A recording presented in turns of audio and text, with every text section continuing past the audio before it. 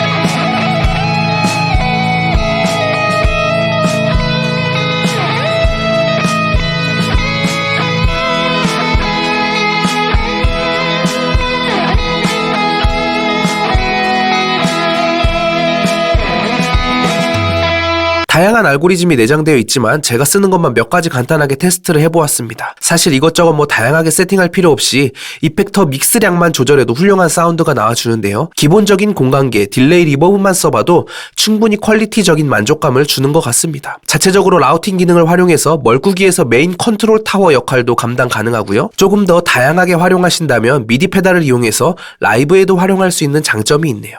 이건 장점인지 단점인지 모르겠지만 H90 자체의 버퍼 기능, 프리앰프 성향이라고 해야 하나, 톤 변화가 있습니다. 스트라이몬, 빅스카이, 타임라인에서 느꼈던 것보다는 덜하긴 한데 H90을 쓰면 톤이 차가워진다는 이야기를 종종 들었습니다. 빈티지한 음악을 좋아하시는 분들은 이런 부분이 단점이 될 수도 있겠지만 저는 모던한 쪽을 좋아해서 그런지 오히려 톤이 조금 정돈되는 느낌을 받았습니다. 사실 H90을 찾는 사용자가 재즈나 블루스를 좋아하는 분들이 찾을 것 같지는 않고 대부분 모던한 락, 가요, 팝이나 공간계를 많이 사용하는 워십 뮤직 하시는 분들이 많이 사용할 텐데 그럴 때는 오히려 이렇게 좀 깔끔한 느낌이 오히려 더 어울린다는 개인적인 생각을 하게 되네요. 톤이 바뀐다고 했지만 크게 바뀌는 건 아니고 미세한 차이라 못 느끼시는 분들도 있을 것 같지만 이 톤 보정이 사용자에 따라 단점이나 장점이 될 수 있을 것 같습니다. 이제 진짜 아쉬운 점을 이야기해보면 일단 가격이 비싸죠. 제가 전에 리뷰도 했지만 템퍼스 같은 경우도 좋은 퀄리티를 내주는 반면에 가격은 3분의 1 정도밖에 되지 않았는데 공간계 페달에 130만 원이라는 것은 처음 이야기했듯이 조금 더 보태면 웬만한 고급 멀티를 구입할 수 있는 가격입니다. 저도 사실 H90을 사용해보기 전에는 차라리 그 돈에 조금 더 보태서 프랙탈 FM3를 사라, 앰프 시밀도 있고 할 수 있는 게 그게 더 많다 이렇게 이야기하고 다니는 사람이었는데 페달보드를 사용하고 페달 파워를 사용해야 된다면 1A로 구동 가능한 H90이 답인 것 같습니다. 비싸도 좋은 퀄리티 공간계 쓰려면 어쩔 수 없죠. 프랙탈의 AC 전원과 페달 전원 두 개 연결해서 사용하는 건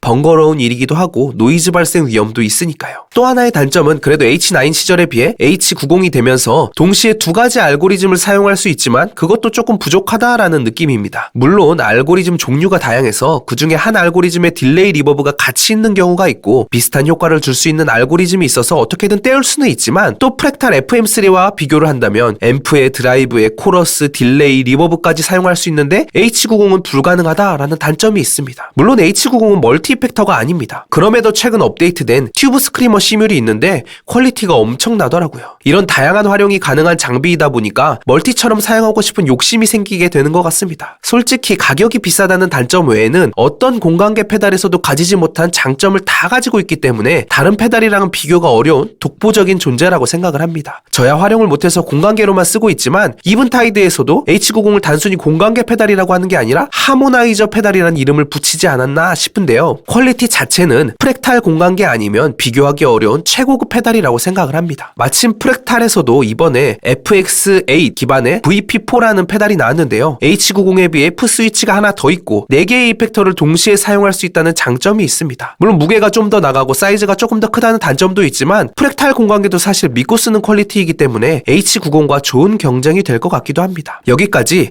두 번째로 좋은 모듈 공간계 페달이라고 하면 서러워할 만한 이븐타이드의 H90이었습니다.